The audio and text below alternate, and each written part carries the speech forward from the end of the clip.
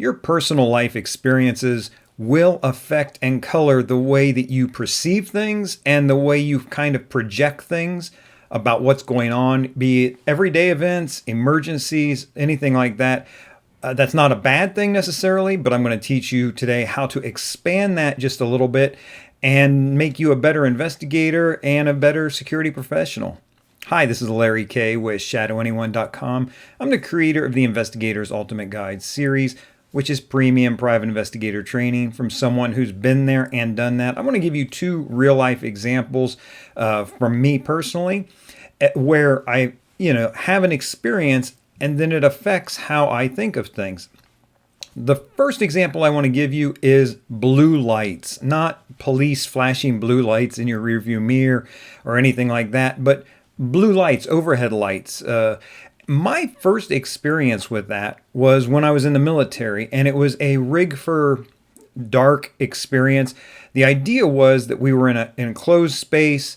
It was nighttime, and the blue light was not supposed to dilate our pupils. That way, if we had to go out into the dark, we wouldn't have blown our night vision. Now, classically, contemporarily, if you see this in the movies and whatnot, it's rigged for red. We rigged for blue. We were the only ones that did that. Everybody else around us rigged for red. And I think one of the reasons that we did was because when I was in, the monitors, the screens we would look at were just green on black. Back in the day, right? There was no color. So I think the rig for red might have affected that being able to look at the screens. So we rigged for blue. So my experience, my personal experience with rig for blue or blue lights is to prevent blowing out your night vision in case you do have to go into the dark and deal with something. All right. Become a civilian, you get into the civilian world. How about this? Maybe you've experienced this. You go into a public restroom, and especially you'll see this like maybe at gas stations and things, and the lights in the gas station restroom will be blue. Why in the world? I would sit there and think, why are we worried about our night vision, especially in the middle of the day? Why is it rigged for blue in here? My personal experience, I couldn't quite get past that. What I learned very quickly was the rig for blue in a gas station bathroom is to make it more difficult for intravenous drug users to find their veins. And so it's less likely they're going to shoot up in the bathroom there, which of course then means it's less likely they're going to overdose in there. It means less likely they're going to be coming in to begin with. It solves a lot of problems.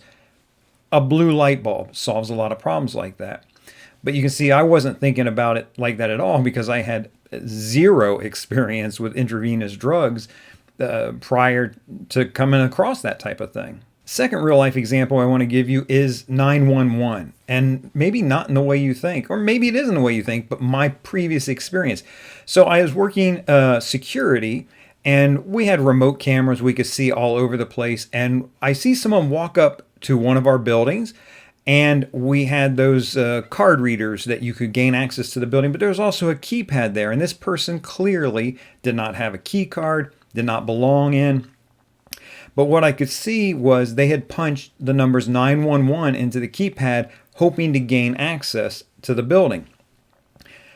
In a sense, not a bad move, right? I mean, there are frequently past gates and things like this. If you work process serving, if you've gone up to gated communities, there are ways to bypass gates and doors and things. And there are sometimes default codes. And there's almost always a code, many places, so that if the police or EMS emergency has to get in there, in a case of an emergency, that they have a code that can get them in.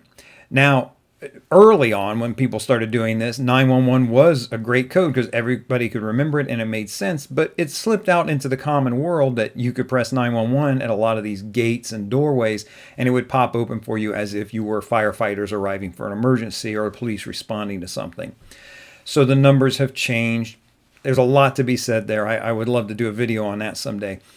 But this was my experience working security when I see somebody punch 911 into one of these keypads as they're trying to gain unauthorized access to the building.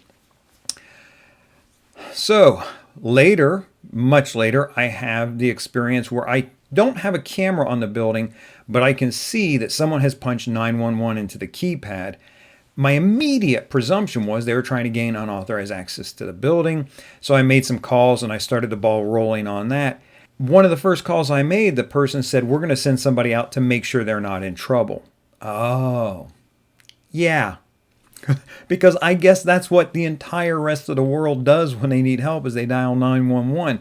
I'm thinking of it just as an access code or trying to bypass, because that was my experience with people punching 911 into those boxes. End of the world either way, either of these examples, no, they're not. But let's talk about, you've got experiences like this that lead you to believe one thing when it may or may not be correct. It's good to have those experiences because it helps you direct your actions and contemplate different contingencies and things that are going on, to expand your horizons, to step out of what relatively little we know, right? My fellow investigators, my fellow security professionals, what relatively little we know. The way you expand that is training and learning, exactly what you're doing here right now. Learning new things, different things, so that you have a broader perspective when something happens. I'll give you a very kind of neat, clever one that I like a lot. I've seen it used in real life successfully. It's a wonderful thing, is playing classical music where panhandlers and vagrants and drug addicts hang out. And a lot of times you'll see this at like a corner store, and you'll come up, you'll pull into the parking lot and you'll hear classical music playing fairly loudly. And you go in and it's not really playing inside so much, and you come out and you hear it again and it's kind of weird. That is done to keep vagrants and panhandlers and drug addicts away, because many people don't like the sound of classical music. I get it. I used to be that way. Love it now. Highly recommend it. Listen to some, especially Baroque music. I think you could really like it. But when you learn a little thing like that in training, why that music is playing, you should be, when you pull up to a corner gas station, maybe it looks a little dicey anyways, be aware of your surroundings and all those things. But when you hear that music, know that it's playing for a reason, and factor that in to your decisions and your movements. My one caution, my one warning is, don't be freaked out, because the things that people like to share online in this kind of what I'm talking about now, in the crime area and things like that, are exaggerated, rare things. Those are the fancy, glamorous ones that people like to share. Don't freak yourself out. Every person that walks up to you is not a bad guy. Every time you come up to a parking lot with classical music playing, it's not like you've just entered the beginnings of Armageddon, for crying out loud. A little balance in your life, right? Your lifetime experience, your day-to-day experience is 99.9% of the time, everything's okay.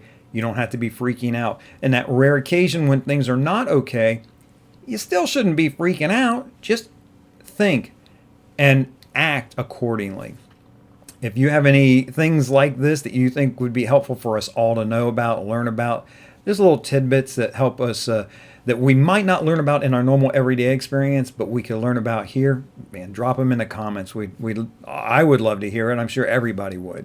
In the meantime, this is Larry Kaye with ShadowAnyone.com. Remember, do the right thing, even if it's the hard thing.